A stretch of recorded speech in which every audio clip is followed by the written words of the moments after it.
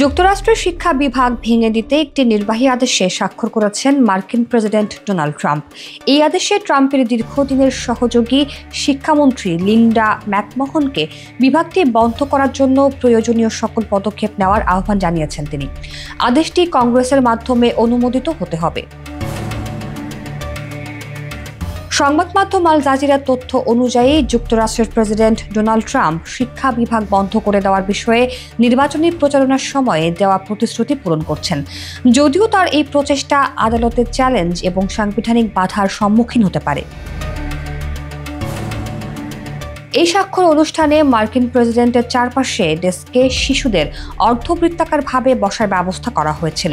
পাশাপাশি তাদের প্রত্যেকের হাতে নির্বাহী আদেশের নিজস্ব সংস্করণ রাখা হয়।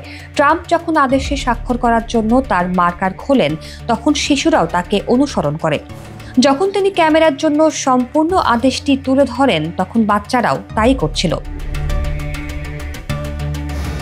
স্বাক্ষর অনুষ্ঠানের আগে ট্রাম্প বলেন, আমি ফেডারেল শিক্ষা বিভাগকে একেবারে নির্মূল করার জন্য একটি নির্বাহী আদেশে স্বাক্ষর করব। এবং এটা অদ্ভুত শোনাচ্ছে, তাই না? শিক্ষা বিভাগ, আমরা এটি নির্মূল করতে যাচ্ছি এবং সবাই জানে এটি সঠিক এবং ডেমোক্রেটরা জানে এটি সঠিক। কিন্তু ডেমোক্রেট এবং শিক্ষা সমর্থকরা বেশ দ্রুতই এই পদক্ষেপকে কেবল প্রেসিডেন্টের অতিরিক্ত ক্ষমতার আরেকটি উদাহরণ নয়, বরং সারা দেশের শিক্ষার্থীদের ক্ষতি করার প্রচেষ্টা হিসেবে নিন্দা জানিয়েছেন। ট্রাম্পের ওই অনুষ্ঠানের কয়েক মিনিটের মধ্যেই সোশ্যাল মিডিয়ায় সিনেট সংখ্যালঘু নেতা চাক শুমার লেখেন, শিক্ষা বিভাগ ভেঙে দেওয়ার চেষ্টা ডোনাল্ড ট্রাম্পের নেওয়া সবচেয়ে ধ্বংসাত্মক এবং বিপর্যয়কর পদক্ষেপগুলোর মধ্যে একটি। এটি শিশুদের ক্ষতি করবে।